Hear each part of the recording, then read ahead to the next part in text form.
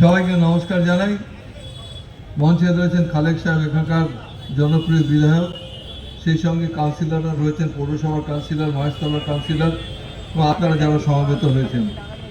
আসলে স্পিকার শব্দের প্রতিশব্দের মানে হলো যিনি বক্তব্য রাখেন, যিনি বক্তা।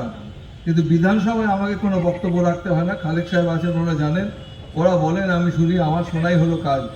কিন্তু যেহেতু এটা আমার ঘরের সঙ্গে সংযুক্ত একটা কনস্টিটুয়েন্সি, তো অনেক জায়গায় আমাকে যেতে হয়, আমাকে কিছু কিছু বক্তব্য রাখতে হয়। সেই হিসেবে আমি এমনি রাজনৈতিক বক্তব্য খুব বেশি রাখার পক্ষপাতী নই, কারণ অনেকেই বলেন স্পিকার পদটা হচ্ছে অরাজনৈতিক পদ এবং সেখানে সবার কথা শুনতে হয়, এটা ঠিক।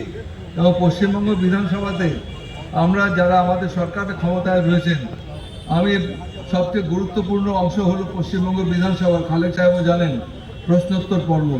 অর্থাৎ কোয়েশ্চেন করতে হয়। Question hour is the most important and vital hour of the constitution of the Vidhan Sabha. এই যে বিধানসভার প্রশ্নোত্তর পর্ব, তাতে আমাদের বিরোধী দলের নেতাদের আমি সবচেয়ে বেশি সুযোগ দিই। আপনারা শুনলে আশ্চর্য হবেন, আমাদের লোকসভা বা ভারতবর্ষের অন্যান্য বিধানসভায় প্রপোর্শনের টাইমিং দেওয়া হয়। অর্থাৎ আমাদের লোকসভাতে 534 জন এমপি রয়েছেন, তার মধ্যে আমাদের তৃণমূল কংগ্রেসের যারা রয়েছেন সেই সংখ্যায় ভাগ করে, বিভিন্ন রকমের ভাগ যোগ করে হয়তো আমাদের 20 মিনিট সময় দেওয়া হলো। একটা আলোচনার জন্য হয়তো 4 ঘন্টা সময় অ্যালটমেন্ট করা হলো, কিন্তু আমাদের তৃণমূল কংগ্রেসকে 20 মিনিট সময় দেওয়া হলো।